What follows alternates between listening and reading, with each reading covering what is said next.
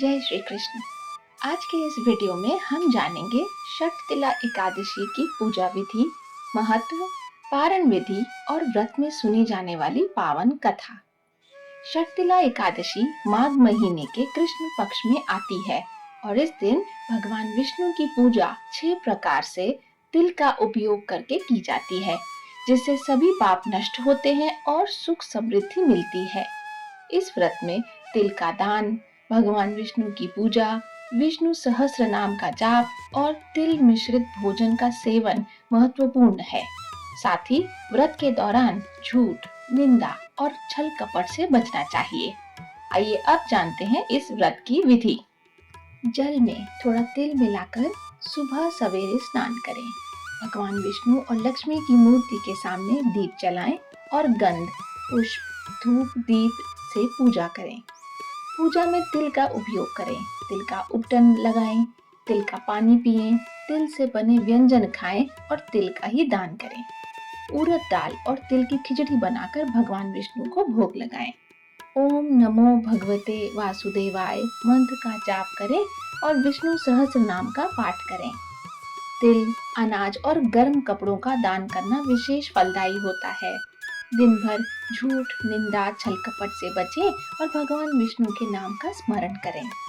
और अब जानते हैं पारण विधि। द्वादशी तिथि यानी एकादशी के अगले दिन सुबह स्नान के बाद विधि पूर्वक पूजा करके और ब्राह्मण को भोजन कराकर व्रत का पारण करें। इस व्रत से सभी पापों का नाश होता है और व्यक्ति मोक्ष को प्राप्त करता है। धन धान्य और सुख समृद्धि की प्राप्ति होती है। यह व्रत भगवान विष्णु को अत्यंत प्रिय है और इस माह में की गई पूजा विशेष फल देती है। आइए अब सुनते हैं षटतिला एकादशी की वह पौराणिक कथा, जिसे सुनने मात्र से व्यक्ति को मोक्ष और अक्षय पुण्य की प्राप्ति होती है और जीवन में कभी दरिद्रता नहीं आती। जय श्री हरि। षटतिला एकादशी व्रत कथा। एक समय दालभ्य ऋषि ने पुलत्स्य ऋषि से पूछा कि हे महाराज, पृथ्वी लोक में मनुष्य ब्रह्म हत्या आदि महान पाप करते हैं, पराय धन की चोरी तथा दूसरे की उन्नति देखकर ईर्ष्या करते हैं। साथ ही अनेक प्रकार के व्यसनों में फंसे रहते हैं, फिर भी उनको नरक प्राप्त नहीं होता। इसका क्या कारण है? वे न जाने कौन सा दान पुण्य करते हैं जिससे उनके पाप नष्ट हो जाते हैं। यह सब कृपा पूर्वक आप कहिए। पुलत्स्य मुनि कहने लगे कि हे महाभाग, आपने मुझसे अत्यंत गंभीर प्रश्न पूछा है। इससे संसार के जीवों का अत्यंत भला होगा। इस भेद को ब्रह्मा, विष्णु, रुद्र तथा इंद्र आदि भी नहीं जानते, परंतु मैं आपको यह गुप्त तत्व अवश्य बताऊंगा। उन्होंने कहा कि माघ मास लगते ही मनुष्य को स्नान आदि करके शुद्ध रहना चाहिए। इंद्रियों को वश में कर काम, क्रोध, लोभ, मोह, अहंकार, ईर्ष्या तथा द्वेष आदि का त्याग कर भगवान का स्मरण करना चाहिए। पुष्य नक्षत्र में गोबर, कपास, तिल मिलाकर उनके कंडे बनाना चाहिए। उन कंडों से 108 बार हवन करना चाहिए।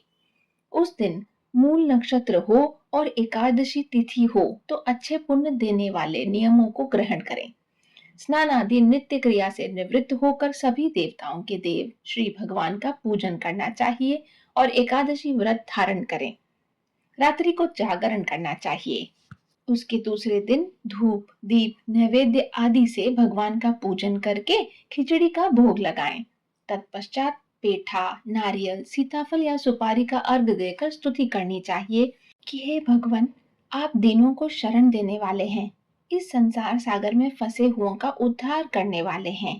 हे पुंडरीकाक्ष, हे विश्वभावन, हे सुब्रमण्य, हे पूर्वज, हे जगतपते, आप लक्ष्मी जी सहित इस तुच्छ अर्घ को ग्रहण करें। इसके पश्चात जल से भरा हुआ कुंभ यानी घड़ा ब्राह्मण को दान करें तथा ब्राह्मण को श्यामा गौ और तिल पात्र देना भी उत्तम है। तिल स्नान और भोजन दोनों ही श्रेष्ठ हैं। इस प्रकार जो मनुष्य जितने तिलों का दान करता है उतने ही 1000 वर्ष स्वर्ग में वास करता है। पहला तिल स्नान, दूसरा तिल का उपटन, तिल का हवन, तिल का तर्पण, तिल का भोजन, तिलों का दान। ये तिल के 6 प्रकार हैं। इस प्रयोग के कारण यह षटतिला एकादशी कहलाती है। इस व्रत के करने से अनेक प्रकार के पाप नष्ट हो जाते हैं। इतना कहकर पुलत्स्य ऋषि कहने लगे कि अब मैं तुमसे इस एकादशी की कथा कहता हूँ। एक समय नारद जी ने भगवान विष्णु से यही प्रश्न किया था और भगवान ने जो षटतिला एकादशी का महात्म्य नारद जी से कहा, सो मैं तुमसे कहता हूँ। भगवान ने नारद जी से कहा कि हे नारद, मैं तुमसे सत्य घटना कहता हूँ, ध्यान पूर्वक सुनो। प्राचीन काल में मृत्यु लोक में एक ब्राह्मणी रहती थी। वह सदैव व्रत किया करती थी। एक समय वह एक मास तक व्रत करती रही। इससे उसका शरीर अत्यंत दुर्बल हो गया। यद्यपि वह अत्यंत बुद्धिमान थी, तथापि उसने कभी देवताओं या ब्राह्मणों के निमित्त अन्न या धन का दान नहीं किया। इससे मैंने सोचा कि ब्राह्मणी ने व्रत आदि से अपना शरीर शुद्ध कर लिया है, अब इसे विष्णु लोक तो मिल ही जाएगा। परंतु इसने कभी अन्न का दान नहीं किया, इससे इसकी तृप्ति होना कठिन है। भगवान ने आगे कहा, ऐसा सोचकर मैं भिखारी के वेश में मृत्यु लोक में उस ब्राह्मणी के पास गया और उससे भिक्षा मांगी। वह ब्राह्मणी बोली, महाराज, किस लिए आए हो? मैंने कहा, मुझे भिक्षा चाहिए। इस पर उसने एक मिट्टी का ढेला मेरे भिक्षा पात्र में डाल दिया। मैं उसे लेकर स्वर्ग में लौट आया। कुछ समय बाद ब्राह्मणी भी शरीर त्याग कर स्वर्ग में आ गई। उस ब्राह्मणी को मिट्टी का दान करने से स्वर्ग में सुंदर महल मिला, परंतु उसने अपने घर को अन्न आदि सब सामग्रियों से शून्य पाया। घबराकर वह मेरे पास आई और कहने लगी कि भगवान, मैंने अनेक व्रत आदि से आपकी पूजा की, परंतु फिर भी मेरा घर अन्न आदि सब वस्तुओं से शून्य है। इसका क्या कारण है? इस पर मैंने कहा, पहले तुम अपने घर जाओ। देव स्त्रियां आएंगी तुम्हें देखने के लिए। पहले उनसे षटतिला एकादशी का पुण्य और विधि सुन लो, तब द्वार खोलना। मेरे ऐसे वचन सुनकर वह अपने घर गई। जब देव स्त्रियां आईं और द्वार खोलने को कहा, तो ब्रह्माणी बोली, आप मुझे देखने आई हैं तो षटतिला एकादशी का महात्म्य मुझसे कहो। उनमें से एक देवस्त्री कहने लगी कि मैं कहती हूँ। जब ब्रह्माणी ने षटतिला एकादशी का महात्म्य सुना, तब द्वार खोल दिया। देवांगनाओं ने उसको देखा कि न तो वो गांधर्वी है और न आसुरी है, वरन पहले जैसी मानुषी है। उस ब्राह्मणी ने उनके कथनानुसार षटतिला एकादशी का व्रत किया। इसके प्रभाव से वह सुंदर और रूपवती हो गई तथा उसका घर अन्न आदि समस्त सामग्रियों से युक्त हो गया। अतः मनुष्यों को मूर्खता त्याग कर षटतिला एकादशी का व्रत और लोभ न करके तिल आदि का दान करना चाहिए।